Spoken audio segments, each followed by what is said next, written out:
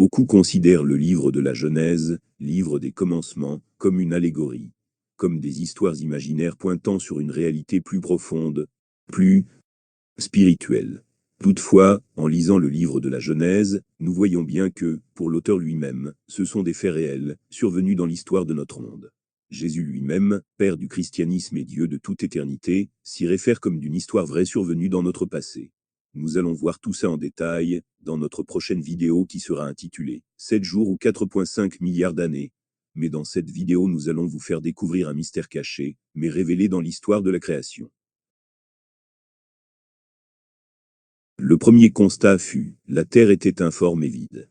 Nous allons voir que, dans la création, Dieu s'évertuera à donner forme à ce qui a été, auparavant, informe, et à remplir ce qui a été vide.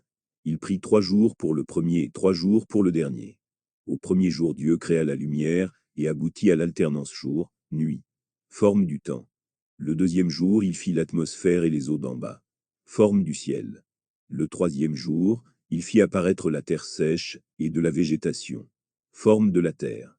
Le quatrième jour Dieu fit apparaître le soleil, pour présider au jour et la lune et les étoiles, pour présider à la nuit. Le jour et la nuit du premier jour, sont donc remplis au quatrième jour par le soleil, la lune et les étoiles. Au cinquième jour Dieu créa les oiseaux du ciel, l'atmosphère, et les poissons de la mer, les eaux d'en bas. Donc l'atmosphère et les eaux d'en bas du deuxième jour, furent remplis au cinquième jour, l'un par les oiseaux et l'autre par les poissons.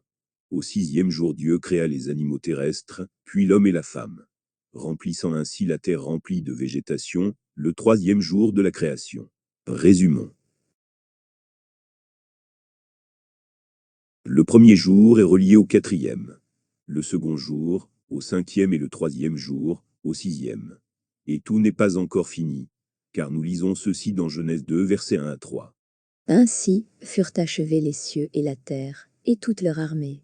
Dieu acheva au 7e jour son œuvre qu'il avait faite, et il se reposa au 7e jour de toute son œuvre qu'il avait faite.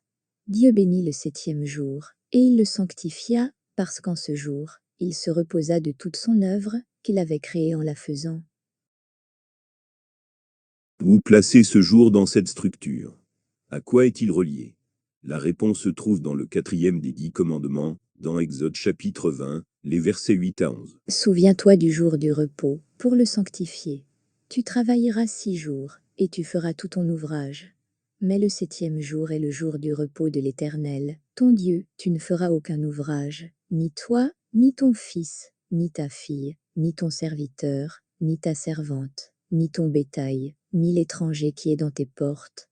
Car en 6 jours, l'Éternel a fait les cieux, la terre et la mer, et tout ce qui y est contenu, et il s'est reposé le 7e jour. C'est pourquoi l'Éternel a béni le jour du repos, et l'a sanctifié. Si nous lisons bien, nous verrons que la raison d'être de ce 7e jour est donnée ici. Car en 6 jours, l'Éternel a fait les cieux, la terre et la mer, et tout ce qui y est contenu, et il s'est reposé le 7e jour. C'est pourquoi l'Éternel a béni le jour du repos, et l'a sanctifié. Donc ce jour relie tous les autres ensemble, comme on aurait les liens d'un merveilleux cadeau, fait par Dieu lui-même à l'humanité. Et voilà ce que ça donne. Cette image que vous voyez là, mes chers amis, n'est autre que la Ménorah, le chandelier à 7 branches du sanctuaire hébraïque.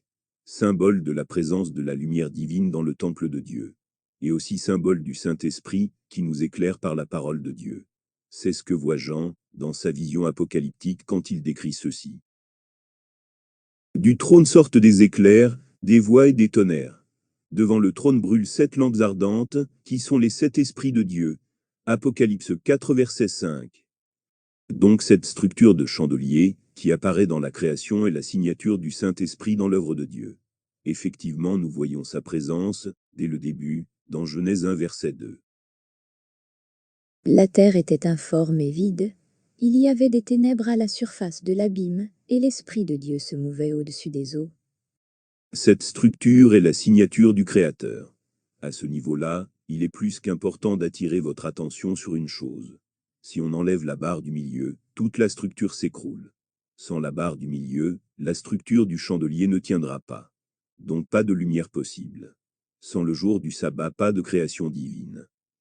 Voilà, nous ne prétendons pas satisfaire tout le monde avec ces considérations. Et c'est pourquoi nous aimerions que vous partagiez avec nous, en commentaire, vos points de vue à ce sujet. Car, pour nous, vos points de vue comptent beaucoup. Abonnez-vous et cliquez sur la cloche des notifications pour ne rater aucune de nos prochaines vidéos. Au revoir.